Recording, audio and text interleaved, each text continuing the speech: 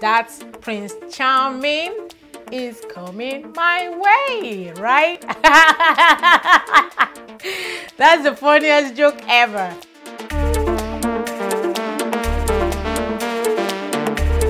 Hi everyone, and welcome once again to my channel.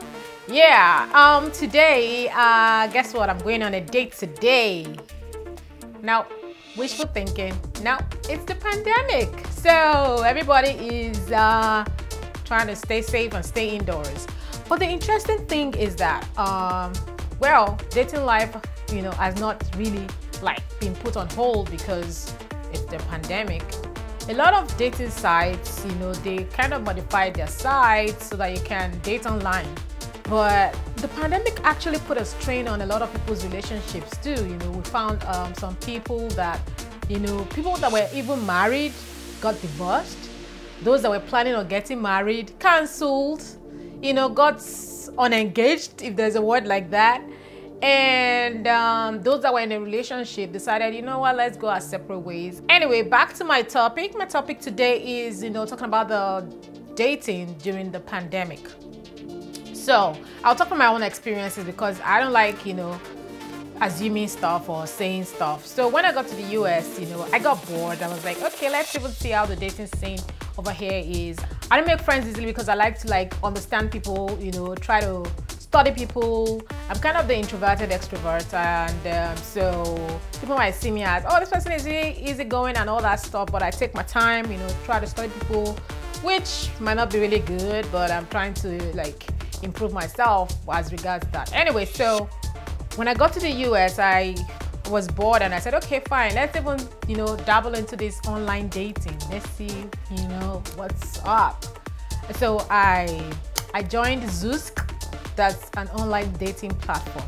So Zoosk was it was fun for me because it just allowed me, I didn't subscribe, I just joined as a member. So I didn't pay any money. I was just like the member that couldn't send text messages, that couldn't reach out to people. You could do the barest minimum. All you could do on Zoosk as just like an ordinary member was you could look at pictures of people, and then those people that had Prime accounts could actually send you messages and you could respond to those people because they had the Prime account. But if someone sends a message and you don't have a Prime account or you don't have an account that is actually subscribed, then you just see your messages. Oh, you have 10 messages in your inbox and you don't have access to it. Well, I wasn't bothered anyway. What I wanted to just do there was just to look at pictures, see, people, and that was what I did. And then Zoosk had this feature. It was called the carousel. So carousel is you keep clicking on people that maybe you like based on specifications that you already put in your profile. And then after I don't know, maybe 20, 50, 100 pictures that you might have looked at, I don't know how they calculate it, then they do a spin. So they do a spin and you're waiting and seeing who out of all the people that you click that you like is the algorithm going to pair you with, right? And so they pair you with some people and you're like, what? No, who's this? No, this, I would have preferred this other person, I would have preferred that other person.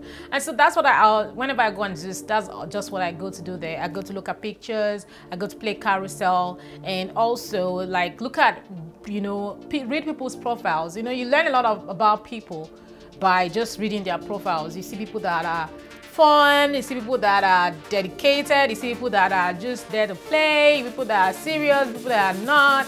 But one thing that usually used to strike me as interesting, with the profiles here in America is you find a lot of guys with images showing themselves holding fishes. They go fishing and they catch a fish and they believe that's going to add to their likes, or they will get more babes by, those pictures with fish.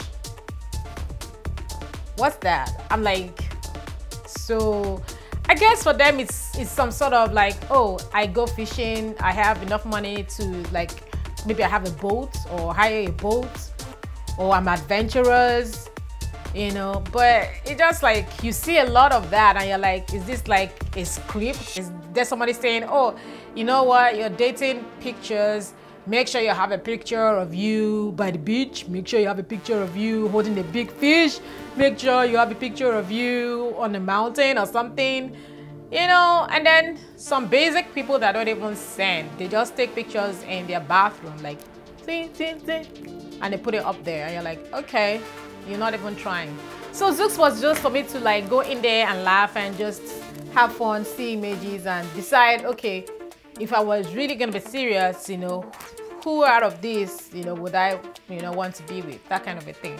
But after a while, I was just like, I got tired of it, you know. I still miss the carousel, it was fun for me, but I deleted the app when I decided, okay, I want to be serious about my dating life, like, get a grip, girl, you know. So I decided, okay, I'm gonna be serious about it. And because I'm a Christian, I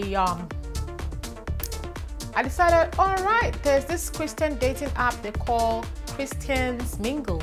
So I went on Christians Mingle. I decided I was going to stay there also, not as a subscribed member, just like a member. Let's see if I would gain traction. Let's see if people would, you know, I would see anybody that's, you know, that I fancied. Anyway, so I went on, what's it called? Christians Mingle. I was really serious about this, read a lot about myself, the kind of things I like, the kind of things I'm looking for, my values, my, you know, things I love, my personality-wise, everything. I wrote it on there. So I reached out to other people to like their profile, like write a comment or two. For Christians Mingle, you can actually send messages, and you know, that was, even though you're not subscribed, you can still send messages. So, but the interesting thing is that there wasn't a lot of traction. It was like a lot of people were just there, but they don't log into the site. So you see people on that site and it's like not the inactivity for like a month or 2 months. So that was that with Christians Mingle. So I deleted Christians Mingle. Now this is where it gets very interesting. So I decided to join eHarmony. Guys, I should have read the reviews. I should have. People told me, yeah, I should have read the reviews. So the thing about eHarmony is that it's supposed to be a Christian dating site, right? So I'm like, it's a Christian dating site. There won't be any issues. Everything will be awesome. Little did I know now. Guys, I almost got scammed on eHarmony. Now, if I had actually read reviews, and that's why it's important to read reviews about anything, and that's why a lot of, you know, Americans, they really, you know, they give reviews and they check reviews if they want to make, you know, serious decisions. So I did not read the reviews. I read the reviews after I almost got scammed. So this is how it happened. So I got on eHarmony. I paid. eHarmony is expensive, guys. It is expensive. Expensive. Oh my God. Anyway, I paid for eHarmony with all my hopes high. I was like, they have this algorithm where you would, you know, answer a lot of questions. They have this compatibility score. They would give you this compatibility test. Everything just seemed like, oh, these people know what they're doing and they're going to match me with that person. That Prince Charming is coming my way, right? That's the funniest joke ever. Prince Charming, yeah. Anyway, so I started looking at different profiles, you know, people look good and everything. I put specifics of what I wanted, you know, basically so that, you know, they won't match me with anybody that wasn't within the specifics that I wanted. Anyway, so there was this one guy, you know, that reached out to me. We got chatting and it was fun, you know, but we're just chatting like friends. So there wasn't anything. There wasn't any like chemistry. So there was this one guy that came on and it was like, oh, he just joined eHarmony, you know, because his friend I joined eHarmony sometime last year, and that was where she met her husband, and you know, she advised him to join eHarmony, and eHarmony is just like the best and stuff, and he's just there to see if it works. He's very serious. He doesn't have time for any playing or anything or any hanky-panky. He just wants to like be serious. I was like, okay, this sounds like someone like, you know, me. I didn't come there to play. I was actually serious at this point that, yeah, eHarmony was gonna help me find that that person. Anyway, so we got really talking and everything. I told him also that I'm really serious about relationships and all. So, you know, let me get to know you, let you get to know me. That's, yeah. So it was like fine. So we started exchanging, you know, we started talking and all that on the platform. And then one day it was just like, do you know what? Why don't we get off this eHarmony platform and just, do you mind me chatting with you like directly and all that? I'm like, okay, this person is serious. Okay, why not? Red flag, don't do it. So you know, we exchanged numbers and, you know, we started chatting. But the thing that seemed strange was like, immediately we got off the platform, it was like I was chatting with somebody entirely different. I was like, okay, this person is sounding so different from who I was chatting with, you know, on the platform. Of course, it's sounding different because it's a scammer. Before we knew it, in 2 days, the guy started calling me babe. I'm like, babe. Okay. It was like, yeah. We decided that, you know, we gel. We would like to like see where this goes and all that. And so, you're my girlfriend, right? Like, okay, I'm a Nigerian. I know scammers. I know 419, and I know how to play them. Let's see how this goes, because this is giving me 419 and scammer vibes. I was like, oh sure, I'm your girlfriend, you're my boyfriend, let's do this. Okay, mind you, we've only been chatting. So I was like, oh, what are we gonna call? Why don't we do a video call and all that? I was like, yeah, I'm busy, blah blah blah. Another red flag. I'm busy, blah blah blah. Like, yeah, we'll schedule a video call sometime, but yeah, I'm quite busy that I just prefer like the chats. I'm like, okay. So he told me about his profession, and his profession is something that I know about extensively. So I started, you know, asking him specific questions that only people in that profession would know, but dude didn't know the right answers to my questions. And sometimes if I ask those questions, he would just go quiet, or it would take like 10-15 minutes and he would respond like someone that goes to Google it. Oh, what's this person asking me, so that I can give a correct answer. I'm like, okay, nice. You're trying. 419 stuffings. Anyway, so there was this one time that, you know, he did that same thing, and then it came on. It was almost like it was a different person, and then I started doing my investigation, and I realized that there was a message I sent like 3 days ago, and then it sent like today, which was the same thing, like word for word, you know, something that you like copy and paste. I was like, okay, these people have a script. Awesome. That was a red flag. Another red flag was, you know, me not finding any social media presence for this person. Having told me he's was born in the US, lived his life in the US. Having told me he went to a highly prestigious university, and the profession that he, you know, said it was, you click on anybody in that profession in America, their details come up. Like, you see everything. I don't even want to go there. Their details will come up because they are public servants. Their details will come up. So I didn't see this dude, so I knew it was a scammer. So I blocked him and I reported him to eHarmony. And we're like, oh yeah, we're gonna take care of that, but for our whatever privacy, we will not be able to share details of this blah blah blah with you. And I was like, fine.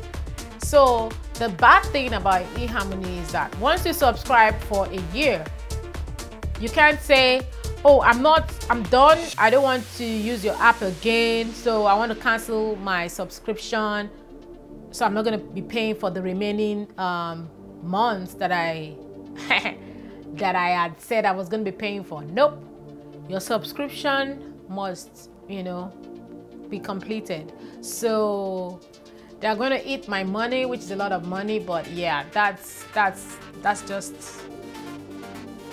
just how it goes. Like, you pay for, sometimes you gotta pay for stupidity. So I decided, all right, let me look for another app, that's, just to see how it works. So I went on Tinder. Now everybody has said something about Tinder. They say Tinder is more like a booty call app and stuff. I'm like, if I don't deliver booty, there's nothing is happening now. So I joined Tinder. I didn't subscribe. I didn't pay for anything. They have a very good interactive platform. It's really high tech. It's really nice. Like the swipe left, swipe right kind of thing. Super like. One thing I found out that was interesting is they have a lot of, amongst the people on Tinder, they have a lot of code words like 420, taco, all the things people put in there. It's like trying to like reach out to some kind of people. So when you see those kind of things on their page, you know that they're looking for people that would like stuff like that. Interesting thing also on Tinder is how people are just like, I like it though, they're like straightforward as regards what they're looking for. Somebody would come and say, oh, I'm happily married, but we're just looking for a third person in our relationship. Another person will say, I'm happily married, but I'm in an open relationship and my significant other knows that, I'm here. And somebody would say, we're all grown-ups, you know why we're here, so yeah. Another person would say, so there's an eclectic collection of people. There are people that are like, I'm looking for my soulmate. I'm not looking for a booty call. I'm looking for someone that I can, grow old with and get married to or stuff like that. Or somebody might say, oh, I just got into Philadelphia. I'm here for like 3 months and I just need someone that, we could go out together, see places, enjoy places, and take me to fun places, basically. So I don't see anything wrong with that too. And then, there are also people that they're like, I just need a friend. I just need someone to talk to. So yeah, eclectic collection of people in there, and it's super busy. I think everybody just left the other dating apps and went onto Tinder. The only one I've not tried is Hinge. I've been told about Hinge that it's actually good. It's good for professionals, and then you can really specify things that you're looking for, and you can like subscribe monthly, not like eHarmony that you are tied down for a year. That is crazy. That is crazy. They should review all that. And the thing about apps, dating apps that I really like, they now, because of the pandemic, is they have this feature that you can date via video, which is awesome, and on that platform. So my advice, if you're planning on doing any of these apps during the pandemic, is not even only during the pandemic, stay on the app. Don't like share your personal information. Don't, anybody that says, oh, let's get off the app and start talking via phone, don't do it. Stay on the app. It's still the same thing. We're gonna still be chatting, so why do we need to get off the app? So yeah, stay on the app, do the video call. Don't be afraid to ask questions. What's the worst that could happen? I'm gonna ask you a question. I want to Google you to know who you are, basically. So I'll ask you questions. One thing I like about Tinder also is that you can link your Instagram channel to Tinder, so people know that you're real to some extent, and then you can verify your account. So if you are really wary of anybody being fake or anything, just link up with people that they have their accounts verified, so you know that this is a real person. Because the other dude that tried to scam me, when I tried to find out the phone number he was using is registered as a landline, so you know that there's something fishy there. So yeah, so for some people, they found love during the pandemic. Dating online is actually fun and all that, but I don't know if it's for me. So if you're going to actually meet people during the pandemic, social distance, wear your mask, be careful. There are a lot of scammers out there, but at the same time, don't hold yourself back, because life is happening around us. Life is going on. Things will keep happening irrespective of if you take part of it or take part in it or not. So why not? Like I said, you only live once. Yeah. And also, you know, like I always say, you have the key to your happiness. If like making new friends, dating, you know, finding a life partner is something that, you know, will add to your happiness at this point, don't let anything limit you. Don't let anything stop you. All right? All right. I hope you enjoyed my little chat about my experiences with online dating. If you like this kind of video, kindly like and subscribe to my video. I'm trying to get about 1,000 subscribers by 23rd of December. So help me to get there. All right, thank you so very much for watching my video. I appreciate you all and see you in the next video. Bye.